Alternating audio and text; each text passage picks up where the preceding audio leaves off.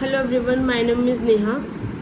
My roll number is 220648. In this video, I am going to present my assignment on the topic Expressio Unius Exclusio Alteris of the subject Interpretation of Statute.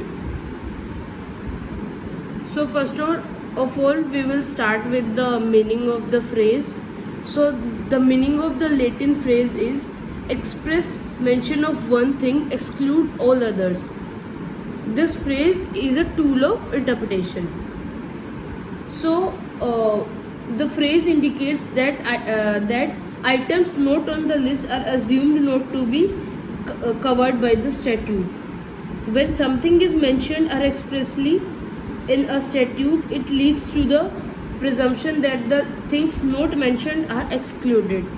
That means if there is something given expressly in the statute, it indicates or it refers that the things which are not given in the statutes are not intended to be included in the statute. So we do not have to make unnecessary constructions to that. We have to just go by the things which are given in the list and do not interfere with the things, or we do not include the things which are not given in the list or in the particular statute. So general words in a statute must receive a general construction. Unless the statute is specifying anything special or special meaning to a general words, whenever something is added in a statute, it is added with the due consciousness.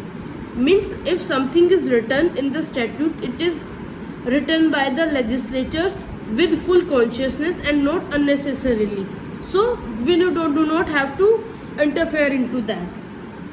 It is assumed that if something is not added in the statute, there is a reason behind it and which is to be excluded that from the particular statute. Means if something is not in the statute, that has a meaning, and if something is added, that too has a meaning. So we know if there is no ambiguity, if there is clarity in the provision or in the statute, we do not have to unnecessarily interfere in the material of the legislator given in the form of statute. So we do not have to interfere into that. We have to just go by the express things in the statute. Now we will going to discuss some case laws regarding the rule of interpretation. Justice Lopes, in the case of Colohan versus Brooks, opined that this maxim means a valuable servant but a dangerous master. Apart from that, in the case of Prabhani Transport Corporation Society versus Regional Transport Authority, the court opined that it is a maxim for ascertaining the meaning of the legislatures. Where the statute language is plain, the meaning is clear, there is no scope of rule of interpretation to be applied in that particular statute.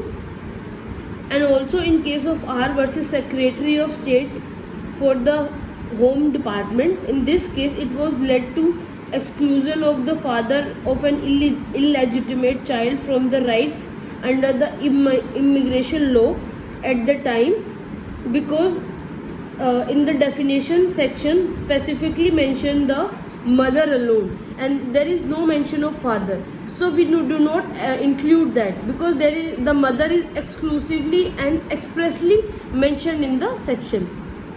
Thank you so much.